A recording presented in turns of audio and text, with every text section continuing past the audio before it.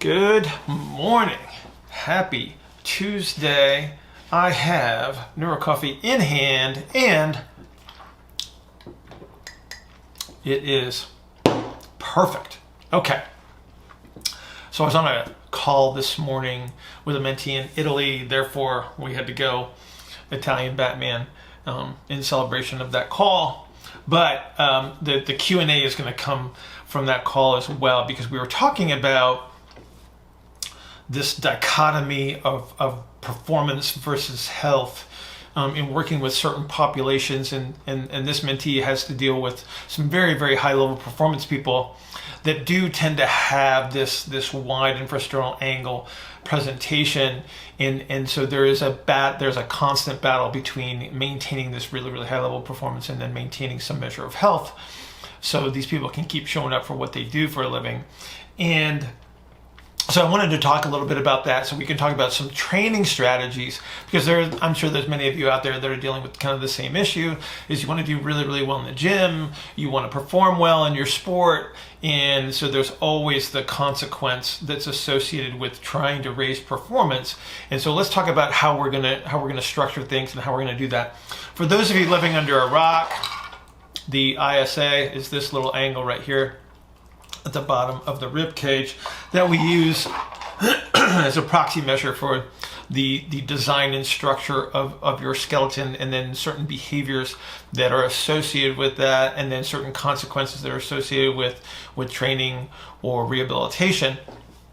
And so with the ISA strategy, so this is our exhaled axial skeleton with a compensatory inhalation strategy that's superimposed on top of it, thus this physical presentation.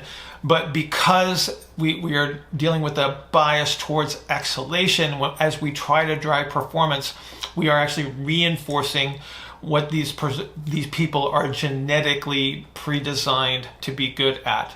And so we always have to be careful, because we can take things too far too quickly, and then we sacrifice something else. And so what we want to make sure is that when we're talking about performance, we have a well-defined intention when we're talking about, like, so I want this person to be able to do such and such from a performance standpoint, and then what activities are going to be supportive of that. And so again, in most cases of force production, we're going to be talking about exhalation-based activities. So there's always a forceful exhalation strategy that is superimposed on top of that activity. The stronger the exhalation strategy, the greater my force production. And again, because of the bias, as we move towards higher and higher levels of performance, if we don't monitor things that we would associate with health or skill level, then obviously we're going to have detrimental secondary consequences for that. So we always want to determine what our key performance indicators are going to be. So what are the things that we cannot sacrifice in regards to performance? And so if we were talking about, say, a golfer, and we want to increase his long drive capabilities, well, obviously that's a force production issue, but we also don't want to sacrifice his ability to turn, to adjust his swing based on any number of influences that are associated with things from uneven ground to obstacles and such. If we're talking about a baseball pitcher, obviously we want to increase their velocity, which again is a force producing need, but I don't want to sacrifice ranges of motion that may be essential for him to be able to perform without a compensatory strategy that would eventually load a tissue and result in an injury as well. We also have to consider things that we think about, like normal behaviors. Okay, how's your sleep? How's your ability to focus?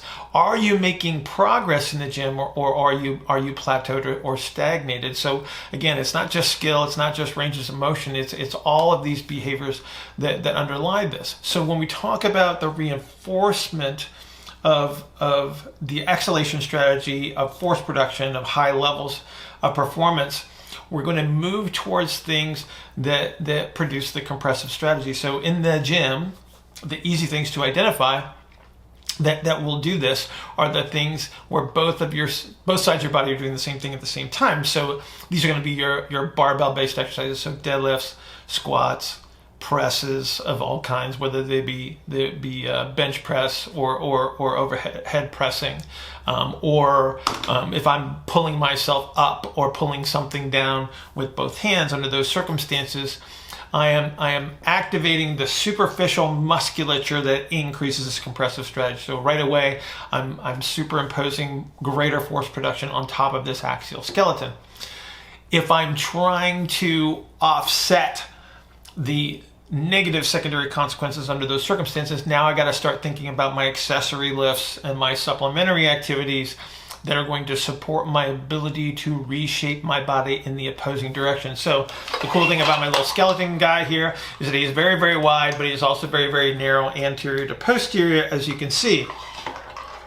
That type of a structure is going to be associated with a limited ability to turn, so a loss of rotational ranges of motion in the hips and shoulders. So this could be your monitor for those of you that are training yourselves in the gym and don't have somebody that can help you out. You can actually monitor your shoulder and hip range of motion as your KPIs.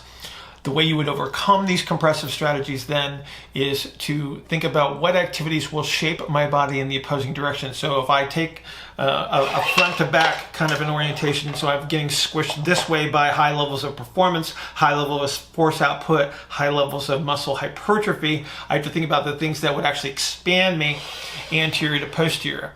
So right away we go to unilateral strategies, because we get a compressive strategy on one side, we will get the expansive strategy on the other side. And so we get this kind of a reciprocal expansion compression, which will actually help us maintain our ability to turn and also our ability to expand certain areas of the thorax and the pelvis that will help us maintain ranges of motion. So we need to make sure we include split stance activities, single leg activities that will also allow us to support ourselves through one side, and again, creating this reciprocal compression and expansion. When we think about just sort of trunk activities that many people will do, if we are biased towards this wide ISA increased compressive strategy, the difference between say a cable chopping activity on a diagonal versus a cable lifting activity on a diagonal, we would want to use a strategy that actually reduces the influence of gravity, which would be our chopping element, which will actually promote a greater ability to expand ourselves anterior to posterior and overcome this compressive strategy. The simple way to look at what I'm talking about, if you would compare, say, a prone plank where you're on both forearms to a side plank where you're on one side, in the prone situation, you're actually reinforcing the compressive strategy. So I rarely put these wide people in what would typically be utilized commonly in that prone plank, because it does reinforce exactly what we've already done from a performance level. So these would be more people that you put in their side plankers, which actually increases your ability to expand front to back. And so now we can start to throw in some creativity where we're doing some single arm supported activities through the ground.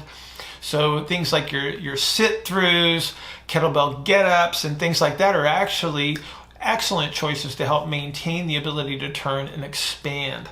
So I hope this gives you a couple of ideas as to what we're talking about when we're talking about strategies that actually reinforce the archetype and it can actually enhance performance, but we don't want to sacrifice those things that we use from a skill level perspective or a health level perspective. If you have any questions about anything we talked about today, please post them here on Instagram, or if you're watching this on YouTube, post it down below, or go to askbillhartman@gmail.com and send me a Q&A question. I will talk to you guys tomorrow.